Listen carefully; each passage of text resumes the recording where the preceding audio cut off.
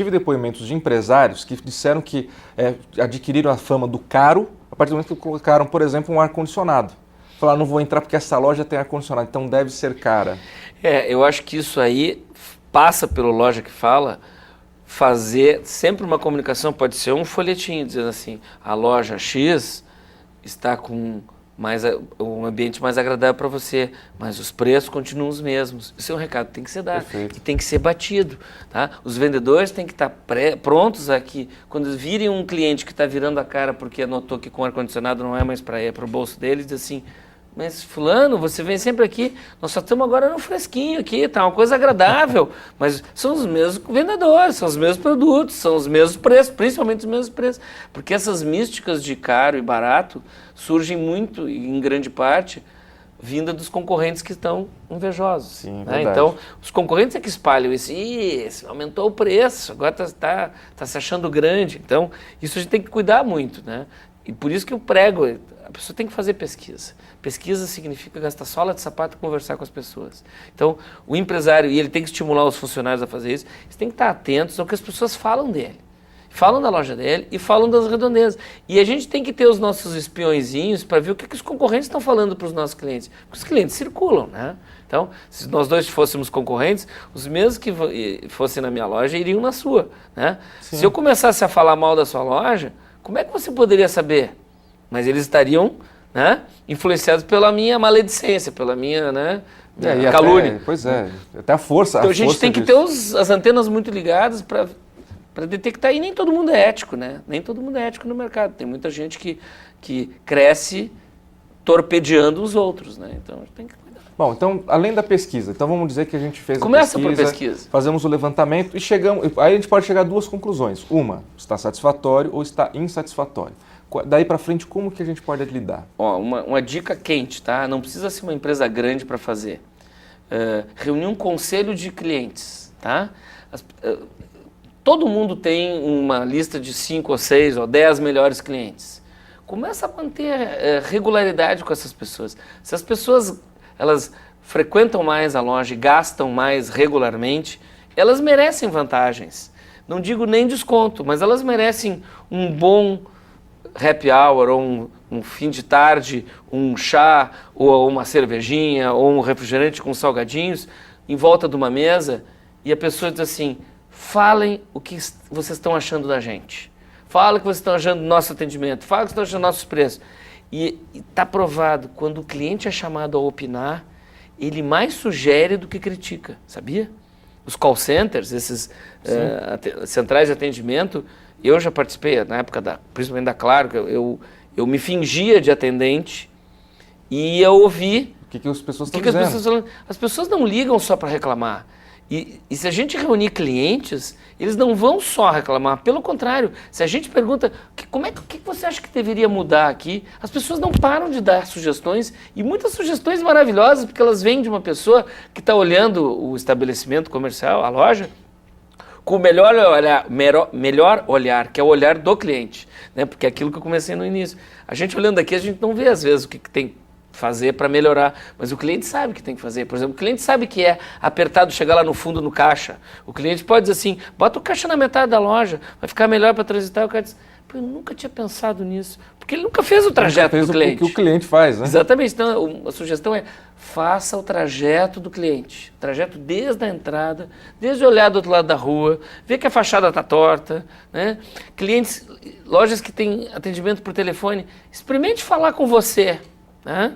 Ligue para você mesmo e tente falar com você. Às vezes, tem uma secretária que não passa ligação para você e você está disponível. Você é acessível, mas tem uma barreira que é uma secretária que não passa. Não estou dizendo que todas as secretárias são assim, mas tem umas que são assim. Né? Sem dúvida. Então, assim, faça com o trajeto do cliente e olhe o seu negócio com o olhar do cliente. Dado, vamos fazer o seguinte? Vamos para um breve intervalo novamente e o programa Tendência volta daqui a alguns minutos.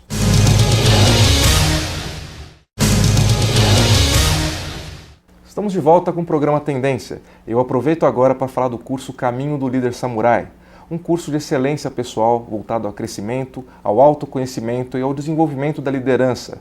Para maiores informações, www.caminhodolidersamurai.com.br. E agora voltamos a falar com o professor Dado Schneider. Me interessei por esse curso. Se interessou? Ele tem acontecido com frequência, por enquanto, em Campo Grande e possivelmente ele vai para outras capitais em 2011. Né? Então ele está, por enquanto, acontecendo em Campo Grande. Mas é um curso realmente que tem trazido muitos benefícios pelo fato de trabalhar a questão do interno do lado emocional do líder. Que a gente estava falando um pouco disso aí. Exatamente, da inteligência pegar um emocional. gancho disso, porque se o lojista não está ele se sentindo bem, ele passa isso para os funcionários. E existe uma lei em varejo, tá? Os funcionários vão atender os clientes da maneira como o dono trata os funcionários.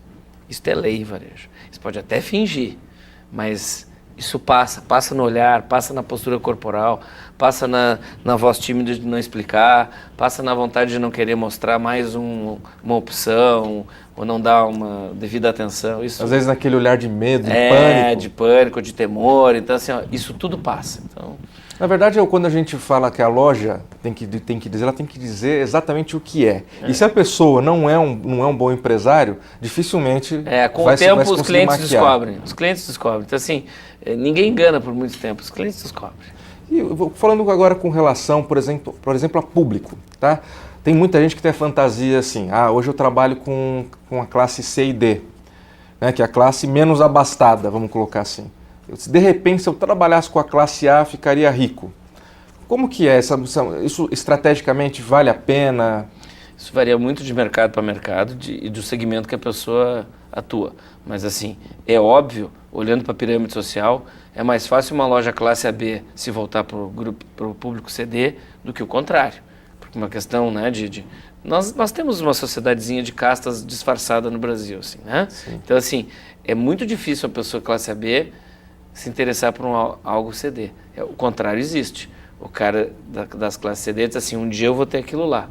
Né? Então, assim, se a empresa sempre atender o público que está na base da pirâmide, e agora diz assim, agora eu vou atender a classe A, então é melhor que ele faça num outro lugar e com um outro nome. Né? Uma outra marca. Sim. Aí faz parte de um grupo de empresas, mas assim, é mais difícil dizer da noite para o dia, agora eu quero a classe A. Porque a classe A bate em outra frequência, ela tem outras exigências que não é simplesmente minha loja ficou bonita, agora eu vou atender gente rica. E até tocando nesse assunto, hoje a gente não trata mais só de classe A, B, C e D, né? A gente tem diversos segmentos. Mas eu vou dizer, dica quente aí, quem vai gastar dinheiro e vai comprar esse ano e no próximo ano, os próximos 4, 5 anos, é a classe CD. Nós já tivemos 25 milhões de novos consumidores nos últimos 5 anos, nos próximos 5 anos a previsão é que chegue mais 30 ou 35 milhões de pessoas que não compravam vão passar a comprar. Pô, eu me especializei em consumo de classe CD, porque é no pingado, mas é um volume absurdo de pessoas novas. Pelas informações que a gente tem tido até em função da Copa, a aquisição de TVs... É muito mais da classe CD do que a classe B. Pois é. Óbvio.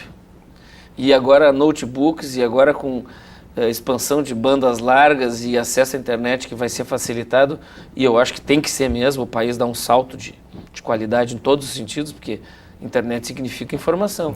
E em boa parte dessa informação vai um pouquinho de educação. Então a gente tem a nossa disposição 5 anos